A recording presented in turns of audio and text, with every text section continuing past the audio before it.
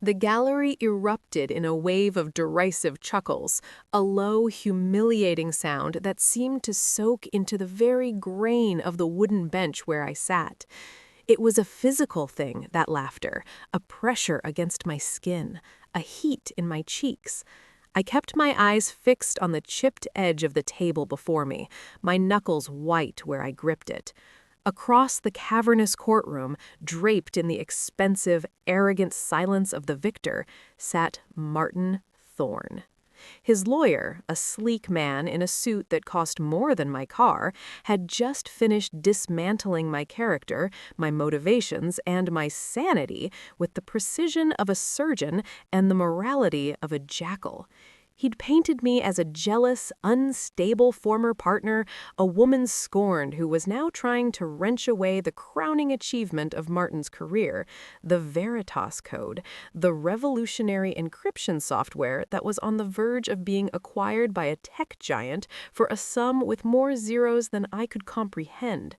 My own lawyer, a harried public defender named Alan Cresswell, who'd been handed the file 3 days prior, had stumbled through a weak cross-examination, his objections overruled, his voice lacking the conviction even I, in my desperation, found necessary. The judge, a weary-looking man with eyes like gray flint behind his spectacles, had watched the entire spectacle with an air of profound boredom. This was, to him, just another Tuesday, another petty dispute he had to adjudicate before lunch. The laughter from the gallery, comprised of tech journalists, Thorne's sleek employees, and the casually curious, was the final verdict before the official one. They saw what was obvious: a man of vision versus the woman who couldn't let go. "The defense rests, Your Honor," my lawyer mumbled, sinking into a seat beside me as if hoping to merge with the cheap polyester fabric. Thorne's lawyer stood, a picture of polished finality.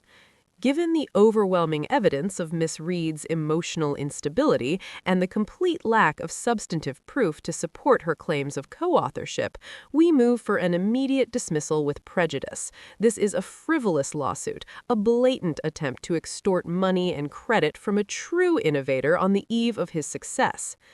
The judge's gaze shifted to me. There was no malice in it, only a flat, impatient expectation. "Miss Reed? Does your client have anything to add, Mr. Cresswell? Any further evidence, or are we done here?" Alan Cresswell opened his mouth, a faint squeak emerging, but no words. He looked at the pathetic stack of papers before him, printouts of old emails where Martin and I discussed concepts, dated notes in my handwriting that his counterpart had easily argued could have been forged. It was nothing against the wall of legal and technical expertise Thorne had built. I felt the last of the oxygen leave my lungs. This was it. The public final erasure of my 2 years of work, of the nights spent hunched over my keyboard while Martin slept, of the breakthrough that had come to me in a flash of insomnia-fueled insight. He'd taken the code, the patents filed solely in his name, the future we'd dreamed of together, and left me with the ashes of our relationship, and now the echoing laughter of a courtroom. I closed my eyes for a second, the sound of that laughter morphing into the memory of another sound, the soft, methodical tap of Martin's fingers on his keyboard the night I'd first sketched the core algorithm on a napkin. He'd looked at it, his eyes wide, not with love for me, but with avarice for the idea. "You're a genius, Elara," he'd whispered, but the "you" had faded quickly, replaced by "we," and then, silently but utterly, by "I." "Your Honor," my voice came out, a dry crack in the hushed room. It was barely a whisper, but it silenced the last remnants of snickering. Even Alan looked at me, startled. I hadn't spoken beyond sworn answers the entire time. The judge raised an eyebrow. "Miss Reed, I addressed your counsel." I have one more document," I said, the words feeling too large for my mouth. My hand trembled as I reached for the slim, worn leather satchel at my feet. It was the one piece of my old life I'd kept, the bag I'd carried to every coding marathon, every meeting. Thorne's lawyer let out an audible, dismissive sigh. Your Honor, this is a last-minute theatric. The discovery period is closed. Nothing new can be admitted. It's not new, I said, my voice gaining a shred of strength from the feel of the cool, familiar leather. It's the original, the progenitor document. You asked for substantive proof of co-authorship, of my intellectual contribution. The emails are discussions. The notes are fragments. This is the moment it was born. I pulled out a simple, black, hardcover laboratory notebook. Its spine was cracked, its pages dog-eared. I placed it on the table. It looked insignificant, a relic next to the glossy exhibits and tablet screens. And what, pray tell, is that? Thorne's lawyer asked, a smirk playing on his lips. It's my research journal, dated, witnessed, and notarized at no other page at the university's Innovation Hub as per their policy for graduate students working on sensitive projects. I saw Martin for the first time that day shift in his seat, a tiny, almost imperceptible movement. He knew the book. He'd seen me write in it, but he'd never seen its contents, not fully. I was possessive of it, a habit from my academic days. He'd called it my security blanket. The judge peered over his glasses. Notarized? Yes, Your Honor. The notary seals are from a state-accredited university office. The head administrator, Dr. Elara Thorne, is available by phone. He is, incidentally, Martin's uncle. A gasp, sharp and collective, sucked the air from the room. Martin's own family's institution had been the independent witness to my process. The irony was so brutal, it drew a sharp breath from the judge himself. The judge motioned to his bailiff, who retrieved the journal and brought it to the bench. The judge spent a long, silent minute flipping through it, his eyes scanning the dates, the stamps, the meticulous notes. He compared a page to a printout of the patent application that had been entered as evidence. The core schematic was there, in my handwriting, dated 9 months prior to Martin's filing.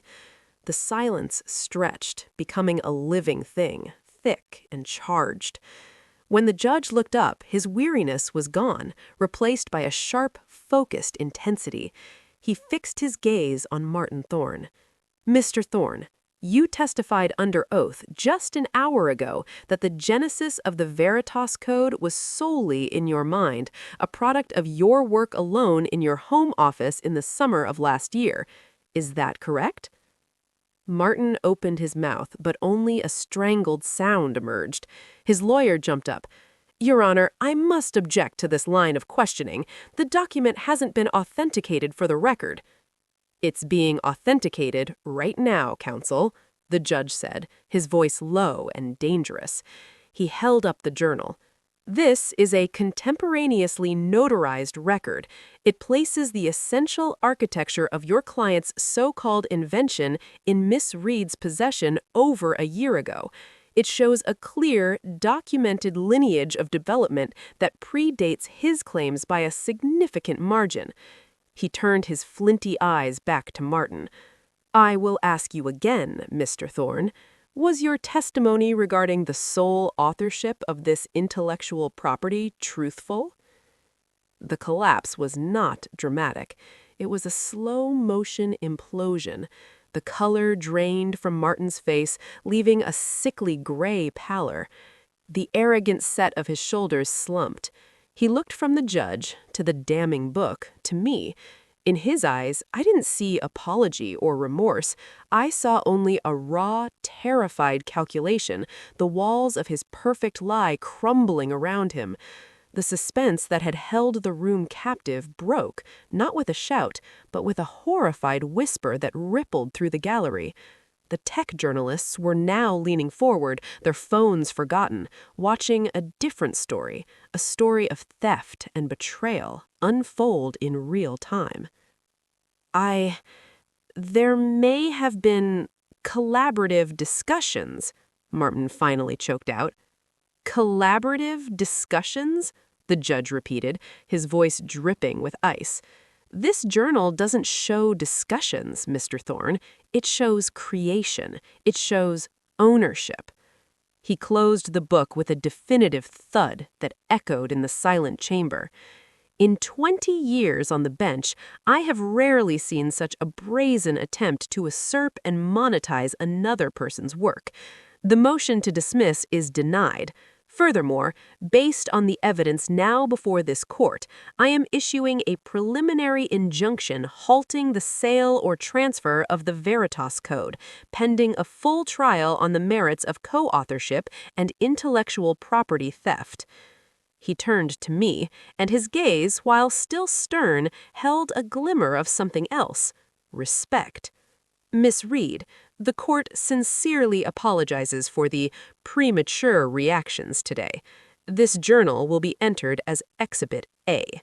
Mr. Cresswell, he said, looking at my stunned lawyer, I suggest you amend your complaint to include a claim for punitive damages.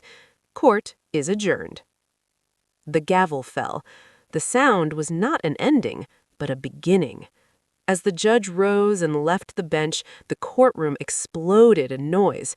Not laughter, but the frantic buzz of reporters, the angry protests of Thorne's legal team, the stunned murmurs of the onlookers. Martin Thorne was surrounded by his lawyers, their heads together in a panicked huddle. He shot one look at me, a look of pure, undiluted hatred, before being shepherded out a side door. I didn't move. My hands were still flat on the cool table. Alan Cresswell was babbling beside me about appeals and discovery and a million next steps, but his voice was a distant buzz. The intense drama of the last hour, the seismic shift from utter humiliation to vindication, left me feeling hollow and shaky. The journal lay on the bench where the judge had left it, a simple, worn object that had just shattered $1 million lie. The victory was sweet, but it tasted of ash and stolen time. They laughed at me until they saw the proof. The battle, I knew, was far from ending. The legal war was just beginning, and Martin, cornered and desperate, would be more dangerous than ever. But in that moment, in the echoing cavern of the courtroom, the laughter had stopped, and the silence it left behind was the most profound sound I had ever heard. The silence, however, was a fragile shell. It shattered under the cacophony that erupted as soon as the judge's robes disappeared behind the heavy door. The gallery, once a unified chorus of mockery, now splintered into a dozen different agendas. Tech journalists scrambled for the aisle, phones held high, voices overlapping as they reported the stunning reversal to their editors. Thorne's employees, a cluster of crisp polos and stunned expressions, huddled together like sailors on a sinking ship, casting nervous glances towards the empty seat where their captain had been. The general spectators buzzed with the lurid delight of those who'd come for a simple dismissal and gotten a high-stakes drama instead. Alan Cresswell was gripping my forearm, his fingers tight with an excitement that bordered on panic. Elara, my God, why didn't you show me that? Why didn't you tell me you had something that concrete? His voice was a hoarse whisper, but it carried accusation beneath the thrill. I carefully extracted his arm from his grasp. My own hands were trembling, a delayed reaction setting in. I tried, Alan. 3 days ago, when you took the case, I said I had documented proof. You said it was hearsay unless it was filed patent. He looked at me, seeing the flush of embarrassment creep up his neck. He'd been overwhelmed, underprepared, and he'd dismissed the anxious client as he'd dismissed her evidence. I brought it today as a security blanket. I didn't think it would work. I thought they'd laugh at it too. He had the decency to look ashamed, running a hand through his thinning hair. Well, it worked. My God, it worked. That injunction. This changes everything. We're not on the defensive anymore. We're on the attack. He started shoveling papers into his briefcase with frantic energy. We need to move fast. The injunction blocks the sale, but Thorne's lawyers will be filing appeals, motions to stay. They'll throw everything at us, and we need to get that journal into a safe, a court vault, immediately. His words were a pragmatic, cold shower. The warm glow of vindication was already being eclipsed by the harsh, practical glare of the next fight. The journal was no longer just my proof. It was a piece of contested evidence in a high-value lawsuit. It was a target. As if on cue, a man in a dark suit who was not one of Thorne's lawyers approached our table. He had the calm, observant eyes of a predator. "Miss Reed, Mr. Cresswell, I'm Robert Vance, head of security for Synapse Dynamics." That was the tech giant buying Veritas. "The court has just put a 9-figure deal into deep freeze. My principals are concerned. We'd like to offer our resources to ensure the safeguarding of that document until the court can formally sequester it. We have a secure vehicle outside." Alan puffed up, a little fish suddenly swimming with sharks. "That's highly irregular. The evidence is in the custody of the court now." "Is it?" Vance asked, his gaze flicking to the journal, still lying vulnerably on the table. "The judge left it. The bailiff didn't collect it. It's in your possession. And given the stakes and the fact that Mr. Thorne has just been exposed as a potential fraudster with everything to lose, I'd say its physical security is paramount. We can provide a direct escort to the court clerk's office for formal deposit." The implication hung in the air. Martin was desperate, and desperate men did reckless things. I looked at the journal. It was just paper and leather, yet it felt radioactive, pulsing with danger. The image of Martin's hate-filled glare flashed in my mind. He hadn't just lost a round in court, he'd been publicly eviscerated. His reputation, his deal, his future, all had crumbled in the space of 5 minutes because of this book. "We appreciate the offer," I said before Alan could speak, my voice steadier than I felt. "Alan, let's take it to the clerk right now." Vance didn't push. He simply gave a curt nod and placed a business card on the table. "If you change your mind, or if you feel unsafe." He melted back into the dispersing crowd. We moved quickly. Alan clutched the journal to his chest like a holy text, his head on a swivel as we pushed through the lingering reporters shouting questions. "Elara, did you and Thorne live together? Is it true the notary is his uncle? Will you be seeking criminal charges?" I kept my head down, repeating "no comment" like a mantra, the words a shield against their flashing cameras and thrusting microphones. The atmosphere had turned from ridicule to a frenzied, almost aggressive hunger for details. I was no longer a joke. I was the protagonist in a scandal, and every sordid detail of my past with Martin was now currency. The relative calm of the court clerk's office was a sanctuary. The clerk, a woman with kind eyes behind large glasses, took the journal with the solemnity it deserved, logging it into evidence with a chain of custody form that felt both reassuring and terrifyingly final. It was out of my hands. It belonged to the case now, a piece of a machine much larger than myself. As we left the courthouse, stepping into the indifferent afternoon sun, the reality of my situation truly dawned.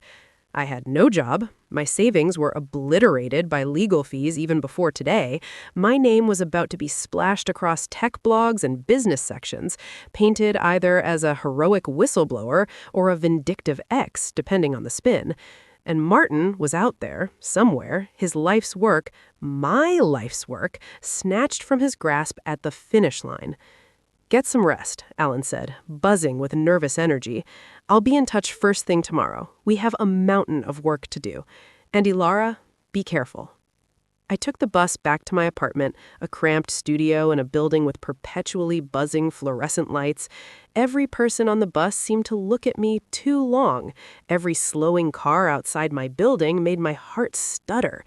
Paranoia, the faithful companion of the hunted, had settled comfortably on my shoulders. Inside, I double-locked the door and slid the chain, leaning against it with an exhaustion that went bone deep. The adrenaline had drained away, leaving a chemical bitterness in its wake. I had won the day, but I felt utterly, profoundly defeated. My phone, which I had silenced before the hearing, now buzzed like an angry insect on the counter. Screen after screen filled with notifications, unknown numbers, emails from reporters, a handful of messages from old colleagues whose curiosity had suddenly been reignited, and one name flashing again and again: Martin. He'd called 7 times. He hadn't left a voicemail. The silence of those missed calls was more threatening than any message could be. I was about to power the phone off completely when a different notification popped up. It was an email. The subject was an address I didn't recognize: watchfuleyes@tutonnota.com. The subject line was a single word: congratulations. Cautiously, I opened it. The body was brief, written in plain text. Ms. Reed, your performance today was impressive, a textbook example of holding on to the ace until the river card. The journal was a masterstroke. Thorne is already scrambling. His backers are panicking. Be aware the injunction is a setback, not a checkmate. The game is now in the shadows, and the stakes have been raised considerably. You have made a powerful enemy, and powerful enemies have powerful friends. Watch your back. You may need allies you don't yet know you have. A well-wisher. I stared at the screen, a chill seeping through me that had nothing to do with the apartment's feeble heating.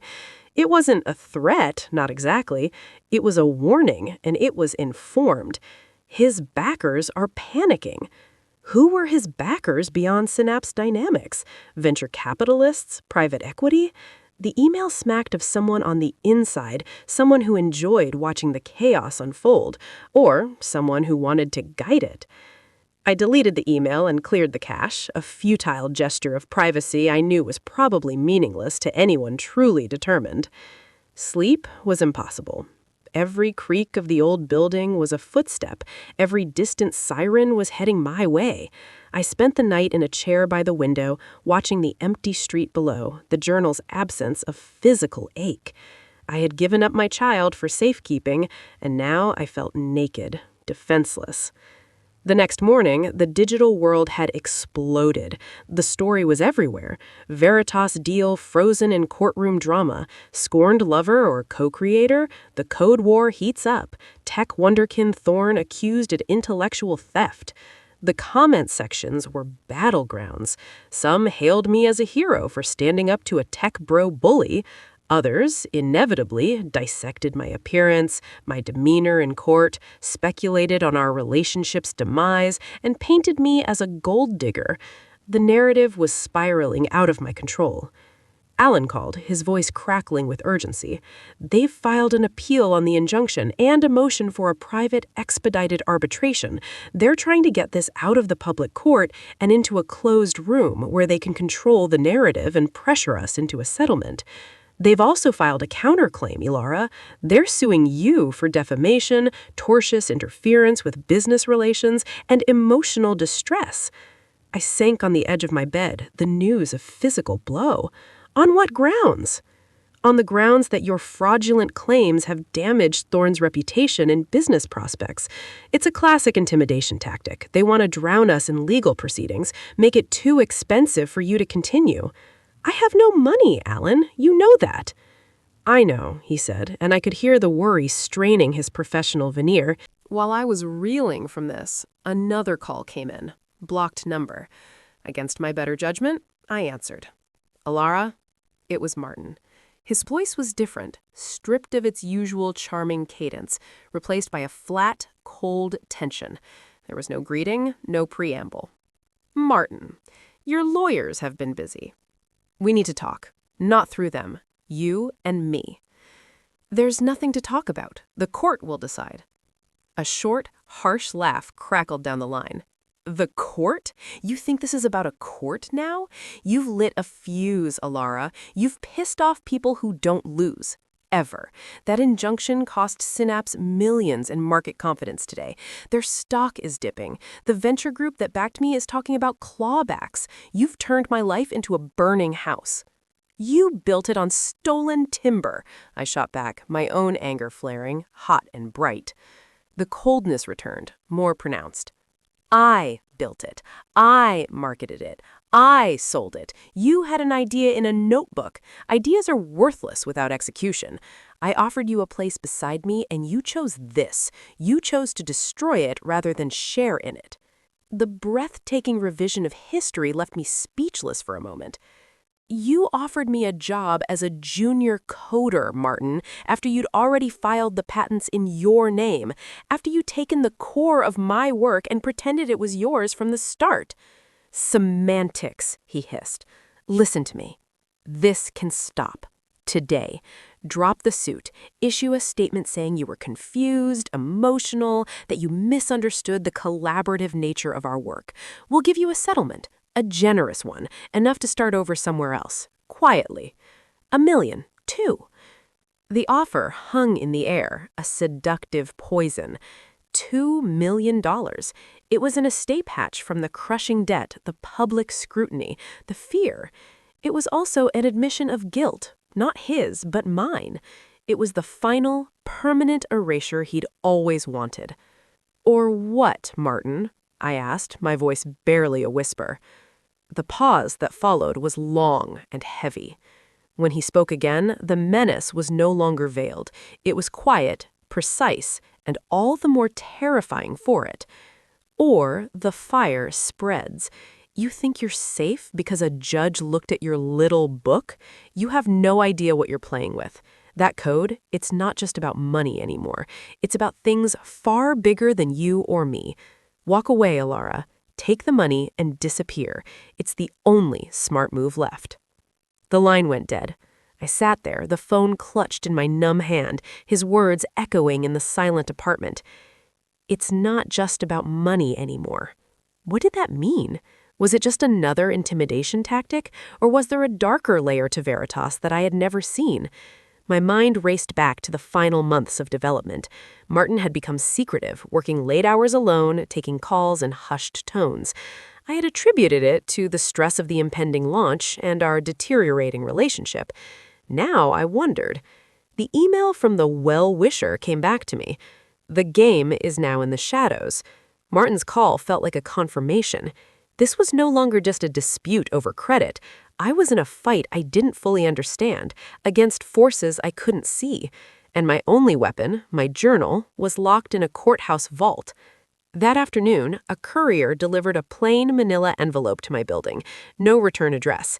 Inside was a single glossy photograph. It was a photo of me, taken yesterday leaving the courthouse.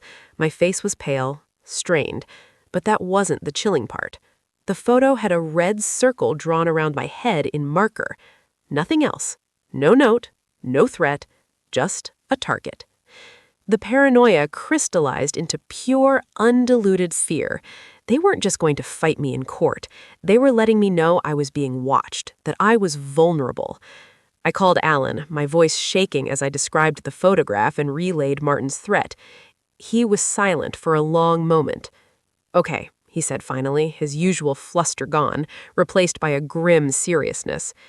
"Okay, this changes things again. I'm calling the police, and I'm making a call to a friend of mine, a security consultant. You can't stay there, Elara." Where can I go? The weight of it all pressed down, suffocating. I had no family to speak of. My friends had faded away during my all-consuming work with Martin and the subsequent depressive spiral after our split. He'll figure that out. Pack a bag, essentials only. Be ready in an hour. The next 2 hours were a blur. A marked police car arrived, took a statement about the photograph with professional detachment, and offered to increase patrols, a palliative gesture. They left just as a black SUV pulled up. A man got out. He wasn't like Robert Vance from Synapse. Vance was corporate sleek. This man, introduced as Leo, was built like a wrestler gone to seed, with a calm, observant face and eyes that missed nothing. He scanned the street, the building facade, me, in one efficient sweep. "Mr. Cresswell sent me," he said, his voice a low rumble. "Let's get your things and go. We're not staying here." He ushered me into the SUV, its interior silent and dark. He didn't tell me where we were going, and I didn't ask. As the familiar, shabby streets of my neighborhood receded, I felt a strange sense of loss. That apartment, for all its misery, had been my refuge. Now I had none. I was in motion, a piece being moved on a board by players I couldn't identify. We drove for 40 minutes into a quieter suburb, finally pulling into the garage of a nondescript mid-range extended stay hotel. Leo had a keycard for a ground floor room at the end of a corridor. It was clean, anonymous, and felt like a prison cell. Stay inside. Don't answer the door for anyone but me. I'll be in the room across the hall. Order food to the room. Don't use your phone for anything but calls to Cresswell or me. Assume it's compromised. His instructions were delivered without drama. We'll reassess in the morning. Alone in the sterile room, the full force of my isolation hit me. I was in hiding. My life had been reduced to a legal case, a threatening photograph, and a suitcase of clothes. The intense drama of the courtroom had been traded for the suspense of the unseen, a slow-burning terror of what might come next. Martin's words echoed. It's not just about money anymore. I was desperately afraid that the document that had saved me in court might have signed my death warrant outside of it. The hotel room's silence was a physical presence, thick and humming with the faint industrial drone of the HVAC unit. It was a vacuum where every stray thought expanded to monstrous size.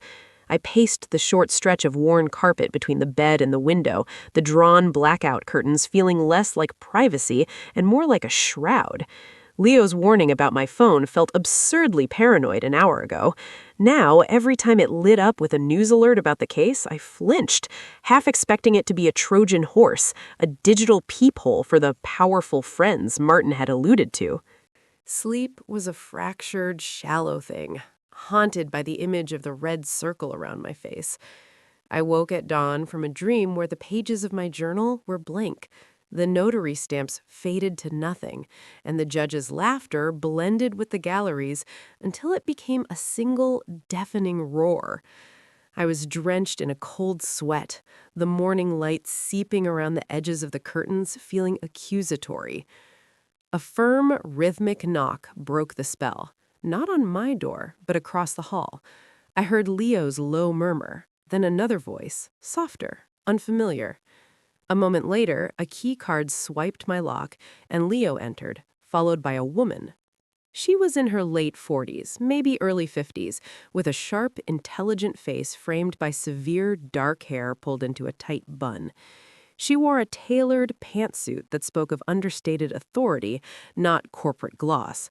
Her eyes, a cool, assessing gray, swept the room and landed on me with an intensity that was neither friendly nor hostile, but utterly focused. "Elara Reed, this is Clara Vance," Leo said, his bulk seeming to make the room shrink further. The surname sent a jolt through me. Vance. Robert Vance from Synapse. Clara seemed to read the alarm on my face. "Robert is my ex-husband," she said, her voice crisp, with a slight, unplaceable accent. "Our shared surname is a relic of a poor decision, not a shared agenda. I am here because Alan Cresswell is a friend, and because the situation has evolved in a way that concerns me." "Evolved how?" I asked, my voice raspy from disuse and fear. "Sit, please." She took the room's only chair, leaving Leo to lean against the wall by the door and me to perch on the edge of the bed. She placed a slim tablet on the small desk but didn't open it. "My former husband's employer, Synapse Dynamics, is not merely a tech company. It is a major defense contractor. Their interest in Veritas was never solely about commercial encryption for financial data. They intend to embed it into secure communications for next-generation drone systems, among other sensitive applications." The air left my lungs. A defense contractor, the code I'd written in my university dorm, the elegant solution to a logical paradox, was meant for weapons, for surveillance. The moral nausea that washed over me was profound. "Martin never said." Of course he didn't. He likely didn't know the full extent himself. He saw dollar signs and prestige. But the people backing him, the venture group Ethelred Capital, They know. They have deep, murky ties to the intelligence and military-industrial complex. Your injunction didn't just delay a payday, Ms. Reed. It disrupted a tightly scheduled integration timeline. You have become a critical point of failure in a very expensive, very important machine. The well-wisher's email made a new, terrible sense. The game is now in the shadows. So the photograph, Martin's threat, are almost certainly not from Martin alone, Clara finished. He is a useful idiot, now flailing, but the forces behind him are not. They prefer clean, quiet solutions. A settlement that makes you go away was their first choice. Your refusal and the very public nature of your evidence have made you a problem. Problems get resolved. Leo shifted his weight, a subtle reminder of his presence. We need to move her again. This place is a temporary fix. They have resources. If they want to find her, they will. Agreed, but running indefinitely is not a strategy. We need to turn your defense into an offense, Ms. Reed. The journal is safe in the court vault, but it is only a snapshot of the beginning. You need to prove not just that you created the seed, but that your intellectual DNA is woven throughout the final product, that it is irrevocably yours. And we need to do it in a way that makes you too public, too hot to simply disappear. How? The word felt small and hopeless. By going back to the source, Clara said, leaning forward. The university's innovation hub. Your notarized pages are there, but so are server logs, access records, time-stamped digital drafts you may have saved to their cloud. The administrator, Dr. Elara Thorne, is a key witness. His testimony about the notarization process, about seeing your work in its infancy, is crucial. He's Martin's uncle, but he's also a tenured academic with a reputation to uphold. We need to get to him before they pressure him, or worse, before he reconsiders his memory. The thought of facing Martin's family, of walking back into the halls where the dream had begun, filled me with dread. He'll never help me. He's family. He helped you once, without even knowing it, by following university protocol, Clara countered. He may resent being used as an unwitting pawn in his nephew's fraud. Academia can be a nest of vipers, but it also prizes intellectual honesty, or the appearance of it. We appeal to that. We also subpoena him, but a conversation first is preferable.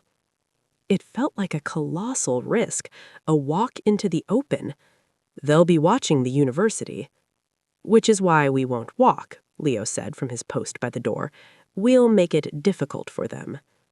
The plan was formed with a chilling military precision. Clara was no mere friend of a lawyer. She had a strategic mind and an air of command that suggested a history in far removed from civil litigation. Leo was her operative. I was the asset to be protected and deployed.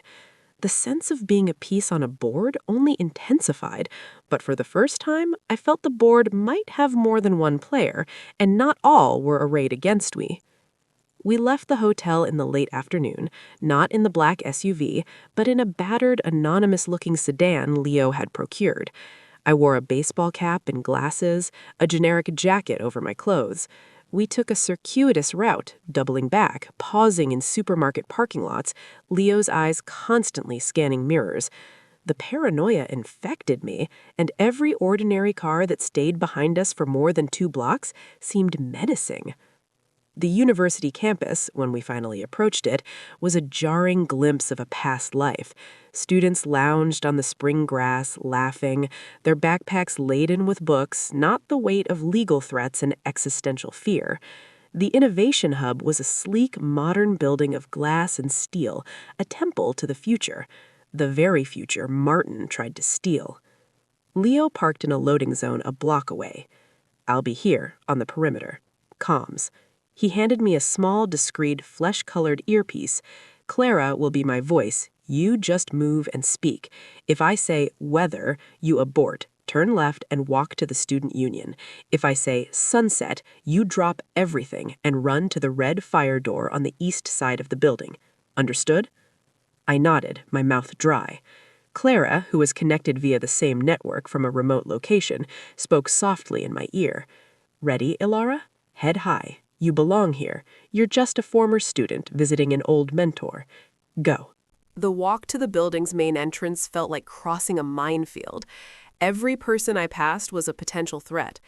The automatic doors hissed open, and the cool, conditioned air inside smelled of cleaning products and ambition. The familiar surroundings, the atrium with its suspended kinetic sculpture, the wall of patents filed by alumni, were a surreal backdrop to my mission. Dr. Eris Thorne's office was on the 3rd floor. I took the stairs, avoiding the elevator's confinement. His door was slightly ajar.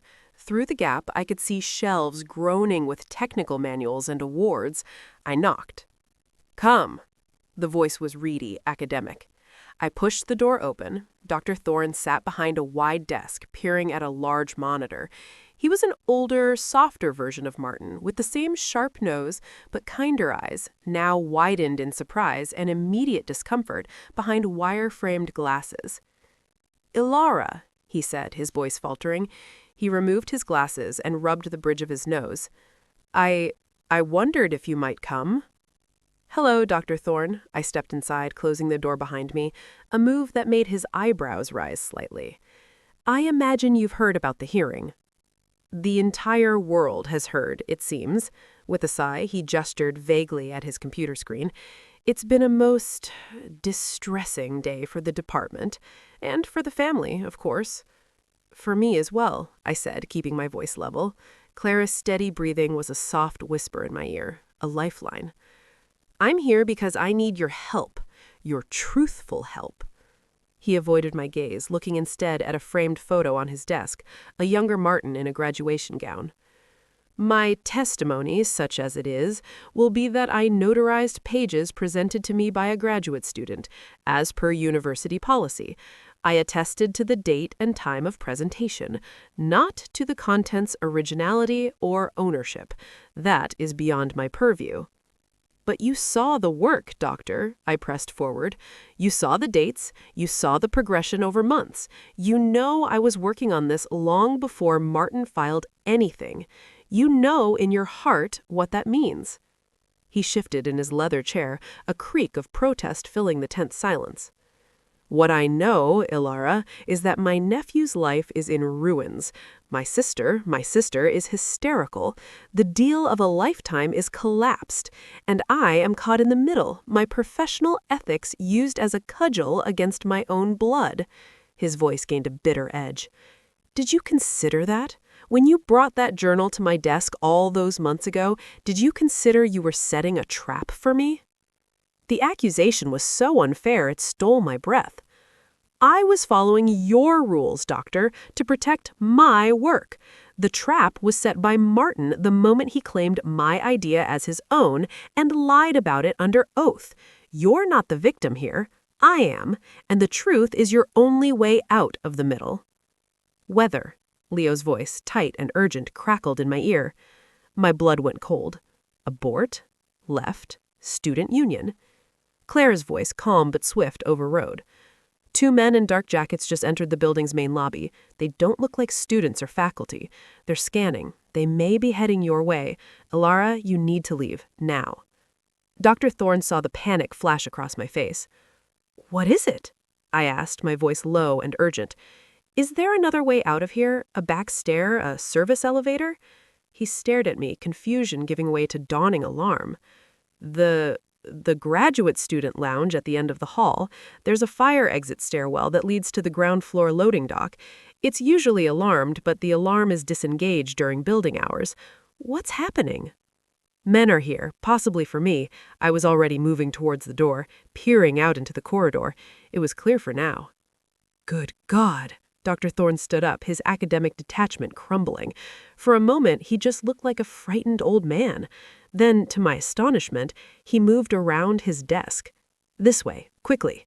He led me out of his office, not towards the main hall, but in the opposite direction, moving with a shuffling haste. "I may not be able to stand with you in court, Elara, but I will not have a former student accosted in my hallway. This is still a place of learning." We slipped into the graduate lounge, a room smelling of stale coffee and desperation, empty at this hour. He pointed to an unmarked gray door. There, it leads down. The dock opens onto Mercer Lane. It's an alley. Thank you, I said, meaning it. His face was a mask of conflicted anguish. They called me this morning, Martin's lawyers. They suggested, strongly, that my memory of the timeline might be faulty, that perhaps the notarizations were for a different, earlier project. He looked at me, his eyes full of a painful honesty. I haven't agreed to anything, but the pressure. Tell your lawyer to subpoena everything, quickly, before the situation becomes untenable. It was a warning and a confession. He was buckling. We were running out of time. Sunset, east side fire door now. Leo's voice was a sharp command in my ear. They were close. I didn't hesitate. I yanked open the gray door and plunged into the concrete stairwell, taking the steps 2 at a time. Behind me, I heard the distant sound of a door opening on the floor above and muffled, urgent voices. They were in the lounge. I burst out into the loading dock, blinking in the sudden daylight. Mercer Lane was a narrow service alley lined with dumpsters. I turned right, running towards the street, my heart hammering against my ribs. A black sedan, different from Leo's, was idling at the alley's mouth, blocking it. A man got out, his posture alert, his gaze sweeping towards me. He wasn't Leo. I skidded to a halt, panic a metallic taste in my mouth. I was trapped between the building and the car. Then, with a squeal of tires, the battered sedan roared into the opposite end of the alley, speeding towards me. The passenger door flew open. "Get in!" Leo barked. I sprinted the last few yards and threw myself into the car. Leo didn't wait for me to close the door fully. He slammed the accelerator, the car lurching forward directly towards the idling black sedan. At the last possible second, the other driver, seeing the determination in Leo's charge, threw his car into reverse and screeched backwards out of the alley mouth. We shot out into the busy street, Leo executing a hard, illegal U-turn that elicited a symphony of horns, and we vanished into the flow of traffic. I lay gasping in the passenger seat, the door finally clicking shut on its own. My hands were shaking uncontrollably. They were waiting, Leo stated, his eyes constantly moving between the road and the mirrors. They anticipated the university. They're not just reacting, they're predicting. Thorne talked to you? He's under pressure, I managed to say, my voice trembling. He's going to recant if they get to him first. He told us to subpoena everything, now. Clara's voice came through, cool but with an edge. Then we move faster than they can pressure. We have a name now, too. Ethelred Capital. And we have confirmation of their methods. This is no longer just a civil suit, Elara. You are a material witness in what is potentially a fraud with national security implications. We need to escalate. Escalate how? I asked, the world seeming to tilt on its axis once more.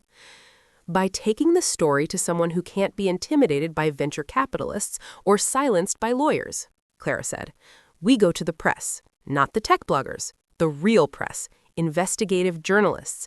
We give them the story, the documents, the connection to Synapse and defense contracts. We make you so visible, so publicly linked to the truth that any accident or disappearance becomes politically and professionally catastrophic for them. We turn the spotlight into a shield. It was a terrifying proposition to willingly step into the white-hot center of the media storm, to trade the suspense of the hidden threat for the intense drama of a public spectacle. But as I looked at the determined set of Leo's jaw and heard the steel in Clara's voice, I understood the grim calculus. Hiding was a delaying tactic. Fighting in court was a slow war of attrition. But going public, truly public, with the full, ugly story was a grenade. It could blow the whole thing apart, including my chance at any normal life. But it might be the only way to survive. The car sped on, leaving the university, the alley, and the men in dark jackets behind. But they were still out there, and now they knew we were fighting back. The next move was mine, to step into the light and hope it was bright enough to burn away the shadows that were closing in. The safe house Clara secured was not another anonymous hotel room, but a small, fortified apartment in a building owned by a discreet private security firm. The windows were ballistic glass, the door a solid slab of metal with multiple deadbolts. It felt less like a refuge and more like the antechamber to a bunker. The adrenaline from the flight from the university had curdled into a deep, bone-aching fatigue, but there was no time for rest. Clara's plan was already in motion. "We have a narrow window," she said, her image sharp on the screen of a secure laptop Leo had set up. She was elsewhere, a location she didn't disclose. Aethelred and Synapse will be in full damage control mode. They'll be leaning on Dr. Thorne, digging for any dirt on you, and preparing their own media counterblitz. We need to strike first with maximum impact. The journalist Clara had contacted was Anya Petrova. She was a Pulitzer-winning investigative reporter for The Sentinel, known for taking on corporate corruption and intelligence community overreach. She didn't do gossip. She did forensic excavation. Getting her interested was a coup, but it came with conditions: complete transparency, access to all documents, and an on-the-record, in-depth interview with me to be conducted under secure conditions within 24 hours. "It's a risk," Clara acknowledged, her gray eyes holding mine through the video link. "You will be exposing yourself completely. Every detail of your relationship with Martin, your mental state after the breakup, your finances, it will all be scrutinized and potentially weaponized by the other side. But Anya is fair, and, more importantly, she is feared. A story with her byline is a stone that will create very wide ripples. It will attract the attention of regulatory bodies, possibly even congressional committees. It makes you a harder target." The choice was an illusion. Staying quiet meant being slowly crushed by legal fees and invisible pressure until I broke or disappeared. Speaking out meant stepping onto a public stage with a target pinned to my chest. But at least on that stage, the lights were on. At least people would be watching. "I'll do it," I said, the words tasting of iron. Leo grunted his approval from his post by the door, where he was performing a meticulous check of his equipment. The next hours were a whirlwind of preparation. Clara and a media lawyer she'd brought in coached me relentlessly. We went over every possible question, every vulnerable point in my story. We rehearsed how to present the technical aspects of the Veritas Code in a way that was understandable but unassailable. We pored over the digital copies of my journal pages, the university's server logs Clara had somehow already obtained through back channels, building an irrefutable timeline. The most painful part was dissecting my relationship with Martin. To reduce the slow poison of emotional manipulation and intellectual theft to a series of factual statements for a journalist felt like a new kind of violation. But Clara was merciless. "They will paint you as hysterical, obsessed, motivated by jealousy. We must preempt that. You must be calm, precise, and frame it as a professional betrayal first and a personal one second. The heartbreak is a human detail, but the theft is the crime." By the time Anya Petrova arrived just after dawn the next day, I was a frayed wire, humming with exhausted tension. She was taller than I expected, with a keen, restless energy and eyes that missed nothing. She didn't offer false sympathy or dramatic pronouncements. She shook my hand, set up a small recorder, and began. For 3 hours, she asked questions. They were sharp, probing, and occasionally brutal in their clarity. She walked me from the first meeting with Martin at a hackathon, through the euphoria of the breakthrough, the gradual chilling of our partnership as his ambition eclipsed our collaboration, the devastating discovery of the solo patent filing, and the soul-crushing experience of the first court hearing. She asked about my financial desperation, my isolation. She asked if I had ever threatened Martin, if I had sought therapy, if I had taken any medication. She asked about the photograph, about Martin's phone call, and the men at the university. Then she turned to the documents.